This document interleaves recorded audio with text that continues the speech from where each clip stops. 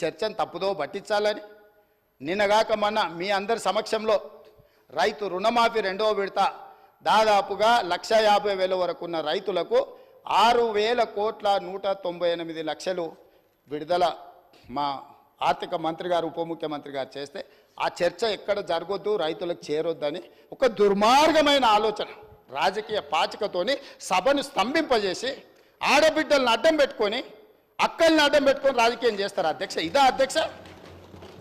నేను మాట్లాడాలంటే చాలా మాట్లాడగలను అధ్యక్ష. ఆ అక్కలకు నేను చెప్పగలను, ఆ అక్కల్ని నేను సొంత అక్కల్లాగానే భావించిన. ఒక అక్క నన్ను నడి బజార్లో వదిలేసిన నేనేమనలే, ఇంకొక అక్క ఎలక్షన్కి పోతే నా మీద 2 క్రిమినల్ కేసులు అయినా ఈ రోజుకునే కోర్టుల చుట్టూ తిరుగుతున్న అధ్యక్ష.